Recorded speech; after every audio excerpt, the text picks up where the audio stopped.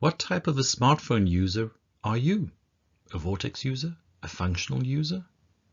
We had a look at people's habits, how they use their smartphones, and then divided this up based on frequency, duration, and the nature of the use, and came up with a typology. And this typology is divided into problematic and non-problematic user types. On this slide, we've divided up the user types into problematic and non-problematic. And problematic being simply that the user feels the smartphone and the use of it has too much control over their lives.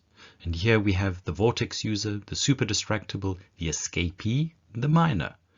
In a moment, we'll have a look at each of these in more detail.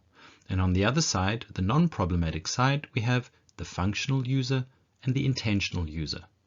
Now, of course, it's easy to identify with one. With myself, for example, I feel the pull to be a Vortex user sometimes. I start out checking the weather or emails, and suddenly I'm on TikTok and I wonder, how did I get there? And of course, you might also notice you have a mix. There's certain times you may be more the escapee, and sometimes you can even drift to the functional user side. The interesting thing is to have a look and see which tendency occurs most, or rather, which type occurs most often with you.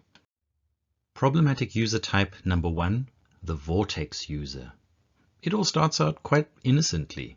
Vortex users just want to do something simple like check emails, but then they're lost for an hour as if sucked into a vortex, moving from one app to another, and suddenly they realize they've been lost in space for an hour and feel quite embarrassed by this.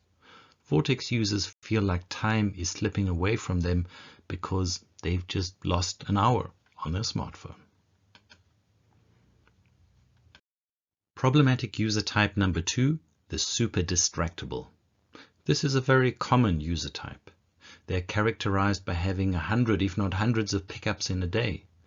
After a period of non-phone activity, their hand automatically reaches for the phone as if it almost has a life of its own. They struggle to focus as their mind wanders to their phone, even when they are not holding it.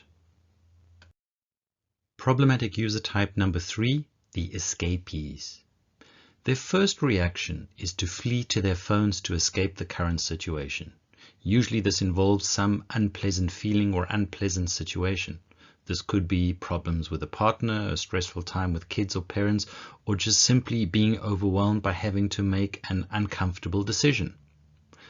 This behavior provides some comfort in the short term, but the problems remain unsolved. Problematic user type number 4. The minors. Minors are lost in the virtual world of their smartphones, constantly mining for new information. This could be unrelated topics or it could be specific interests, but they're always at it. They are quite like Vortex users, but they're different in one way. It's that they don't stop after an hour. In fact, they seldom look up, and if you call their name, they usually respond with a "huh?" and a puzzled expression on their face. And now switching to the non-problematic user types, the functional user.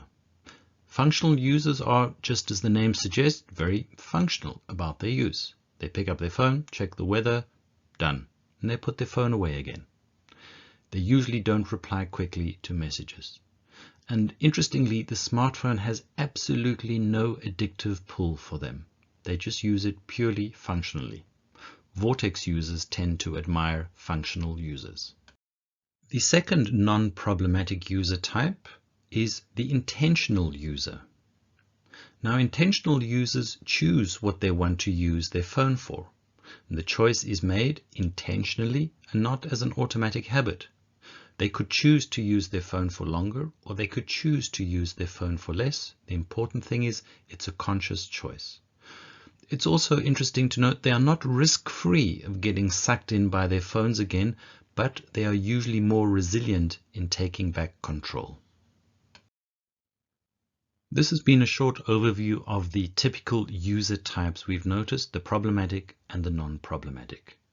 So what type of smartphone user are you? And maybe more interestingly, what type of user do you want to become? Our aim is to help you become more like the intentional user, to be smart and to be free.